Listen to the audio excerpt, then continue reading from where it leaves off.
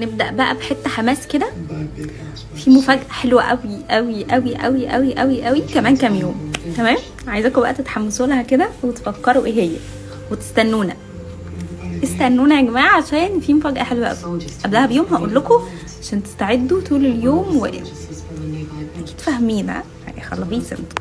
اكتر حاجه تحمي بشرتك في الصيف من الحبوب والفسافيس والغمقان والاسمرار وكل الكلام ده هو السان بلوك. فانت في الصيف احرصي انك تستخدمي سان بلوك مناسب لبشرتك وغسول. تمام يا ست الكل. انت هتروحي تصحي الصبح تنزلي مشوارك واحرصي برضه انك لو نازله في الشمس وقت كبير او نازله طول اليوم هتاخدي السان بلوك معاكي علشان كل ساعتين او 3 ساعات هتجددي السان بلوك. تمام اتفقنا. هتستخدمي غسول قبل ما تنامي وان شاء الله بشرتك مش هيبقى فيها حاجه، ما تقلقيش. وقللي الشطه وقللي الشيبسي وقللي البيبسي وقللي المكسرات وقللي اللب وقللي كل الحاجات دي عشان الحاجات دي برضو بتخلي بشرتنا تتدمر. لا لو انت قصدك الكيتشن امريكان حلو ولا لا، اللي هو المطبخ المفتوح على الصاله او الريسبشن او لا، انا بالنسبه لي حلو قوي ومخلي شكل الشقه حلو جدا، بس هو عايز اهتمام ونظافه بقى على طول ايدك فيه وده طبيعي. انت فاهماني؟ تاني حاجه نوعه ايه؟ بوبي لاك او لولي باك. بوبي لاك حاجه زي كده. تمام يا ست الكل. ايه تاني؟ عايزه افضل انواع اجهزه. انا الحمد لله الاجهزه بتاعتي اللي انا جبتها كويسه جدا ومرتاحه فيها. الغساله ال جي، البوتاجاز مش عارفه نوعه، مش عارفه بجد، بس انا مبسوطه بيه جدا الحمد لله. الفرن كويسه وكل حاجه فيه تمام. الثلاجه بيكو، غساله الاطباق بيكو. ايه تاني؟ المكنسه كينود، الخلاط والهاند بلندر والكبه كينود. ايه تاني بقى؟ الشاشه سامسونج حلوه جدا ما شاء الله. مش عارفه في اجهزه تاني، لا ما اعتقدش فيه، بس انا مبسوطه بدول يعني ومرتاحه فيهم. وانا جهزت الفلامينجو ويلا نبدا ان شاء الله. سهرتنا تبقى طويله ورغي هتزهقوا مني. دخلنا في الاسئله الجباره على طول. بس اقول لكم حاجه، عشان انا بعدت عن الناس مثلا او اشخاص معينه كنتوا بتشوفوني معاهم دايما ففجاه ما بقوش موجودين، ممكن مش حاجه تعبهم او خالص، لا ممكن هم مش شبهي او انا مش شبههم، مش عارفين نتاقلم مع بعض، مش عارفين نعيش حياه سوا كده كلنا مع بعض، دماغنا نفس الدماغ. فانا خدت نفسي كده وبعدت.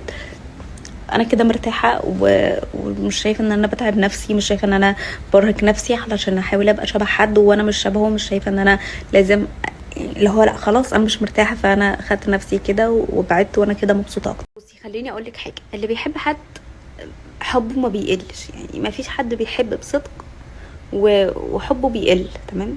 بس بعد الجواز ايه اللي بيحصل يا ست الكل؟ بيبقى عندك بيت، هو بيبقى عنده شغل، هو بيبقى عنده مسؤوليه، بيبقى محتاج يصرف على البيت ده. لو في خطوه جديده بعد الجواز مثلا وبقى في بيبي بسرعه، كل دي مشاغل. بس ده ما يدناش مقياس مثلا ان احنا لو انشغلنا عن بعض فده حبنا قلنا. بس الحب ما بيقلش، الحب بيفضل زي ما هو. بس بقى الفكرة اللي يقدر يخلي ايه، ما يخليش فيه ملل، ما يبقاش فيه روتين دايما دايما دايما موجود بينا. لا ليه ما يجيش وقت كده نكسر الملل، نعمل حاجة جديدة. مش بتكلم برضو في حاجة اوفر، لا دي حاجة بسيطة جدا جدا في البيت. انتي فاهماني؟ تكسري بقى الروتين بمفاجأة كويسة، بهدية كان محتاجها، مش شرط غالية. تعملي مثلا عشاء على ضوء الشموع، ايوه يا جماعة. بس ففي حاجات هتكسر الملل ده، في حاجات هتخليكوا تقربوا من بعض اكتر. عيد ميلاده بقى، عيد جوازكوا، الكلام ده كله ما تحاولوش تنسوه، يعني ما تحاولوش بجد الدنيا تشغلكوا عن بعض في الكلام ده. لا المناسبات دي بتبقى حلوه وبتفضل محفوره في قلبنا بذكرى حلوه، كمان بتفكرنا بالايام دي، بتفكرك بيوم جوازك، بتفكرك بالتفاصيل، بتفكرك قد ايه كنتوا ملهوفين على اليوم ده وكنتوا بتحضروا بقى وبتعملوا كل حاجه بعز ما فيكوا كده. فلا مش شايفه الحب بيقل بصراحه بعد الجواز، بس في مسؤوليات كتير زي ما قلت لكم، في حاجات كتير ممكن تخلينا نشغل عن بعض، بس في الاخر لا ما نشغل بعض. في الاخر ترجعي لجوزك، هو بيرجع لك، انتي مصدر الامان ليه، هو مصدر الامان ليكي، مصدر حنيه، مصدر حاجات كتير قوي. لا مش شايفه الحب بيقل. انا رغيت كتير بس انا فاهماني، بحب اتكلم معاكم في كل حاجه بالتفاصيل. بصراحه مفيش احسن من الكافيار للشعر، تحفه تحفه تحفه. الكافيار ايه يا جماعه؟ للناس اللي مش عارفه يعني ايه كافيار، ده ماده بتفرد الشعر يا جماعه من غير مواد توقع الشعر، من غير بروتين، من غير كيراتين، من غير الكلام ده كله خالص. ماده علاجيه كمان شعرك بيطول عليها. انا عملته عند هبه واخواتي عملوه عند هبه، واكيد عمري ما هضر شعري ولا هضر شعر اخواتي ولا اي حاجه من الكلام ده. طب يا ليلى سعره قد ايه؟ انا ما اعرفش السعر لشعرك، يعني انت فاهماني. كل الشعر بيتحدد على طوله، على تقله، على كثافته.